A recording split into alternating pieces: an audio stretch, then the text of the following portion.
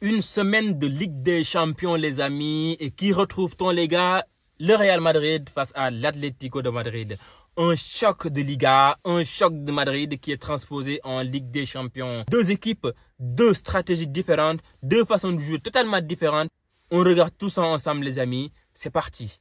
Les amis, comme vous le savez, on est en Ligue des Champions et qui dit Ligue des Champions dit Real Madrid. On va commencer par le Real Madrid qui a des atouts, mais énormissimes pour quand même terrasser cette équipe de l'Atlético de Madrid. Oui, parce que oui, pour moi, le Real Madrid a deux avantages, mais phénoménal qu'il faut notablement souligner. Il y a un premier élément qui est donc le retour des joueurs défensifs et donc qui va permettre à Tchouaméni d'aller plus haut. Donc de jouer au milieu de terrain dans son poste habituel où vraiment quand il y est, il fait énormément de bien à cette équipe du Real Madrid. Et là, c'est pas un bon signe quand même pour les équipes adverses. Non seulement il est défensif, mais il abat un travail colossal. Il va au charbon, il fait des tacles, il récupère beaucoup de ballons.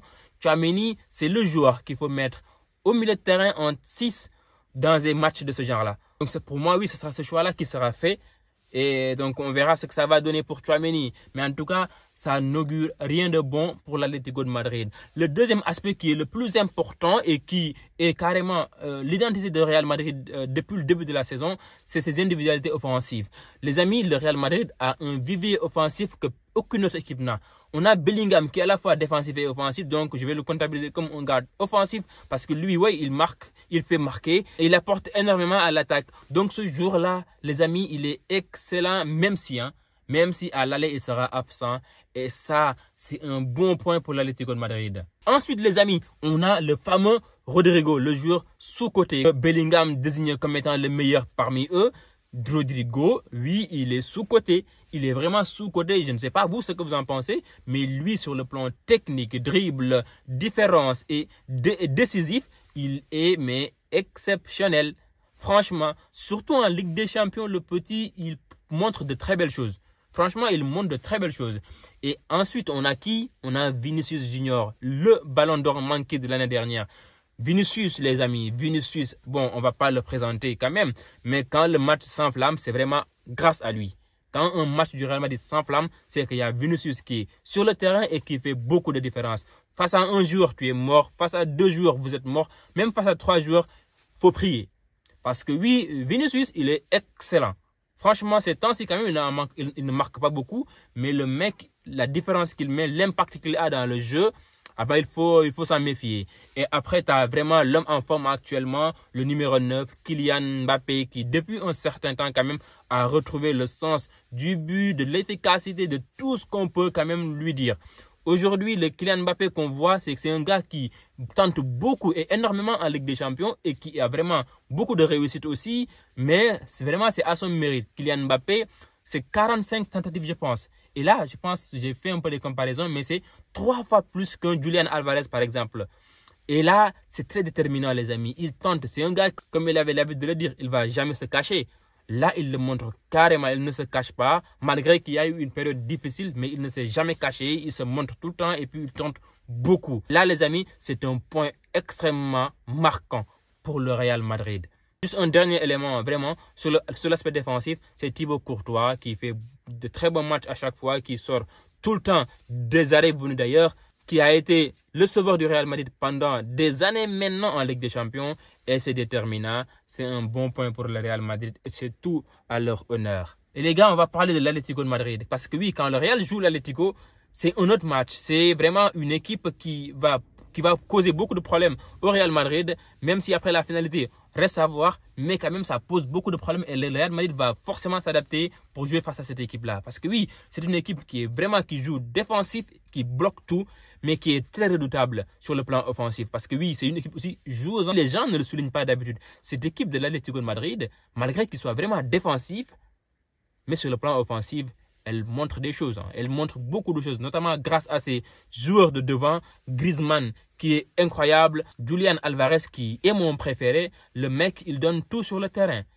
Sur l'aspect football, il est là. Sur l'aspect défensif, pressing, tout ce qu'il faut, il est là. Et puis, il est généreux carrément. Il est généreux, il marque beaucoup de buts. Le mec, je pense qu'il est à 6 buts en Ligue des Champions. Et faut le dire, c'est un joueur clé de cette équipe qui est pour moi aussi sous-coté. Pour moi, les atouts de l'Atlético de Madrid, les amis, c'est donc cet aspect défensif. Oui, parce que oui, l'Atlético de Madrid est capable de garder un match de 90 minutes sans encaisser, ou en tout cas quand il encaisse, ils vont répliquer, mais voilà, de manière intelligente. On a vu contre l'FC Barcelone, cette équipe a réussi quand même à remonter le FC Barcelone de 4-2 à 4 partout. Il faut le souligner, et a réussi également à gagner face au FC Barcelone, je pense, au match aller à la dernière seconde. Malgré cet étouffement du FC Barcelone, cette équipe s'en est sortie. Donc si avec cette défense-là, il y a en plus de cela Oblak, c'est que c'est blindé derrière. Et les amis, la deuxième chose importante, c'est la combativité, les amis, de cette équipe. Ils ont un mental de fou, les gars.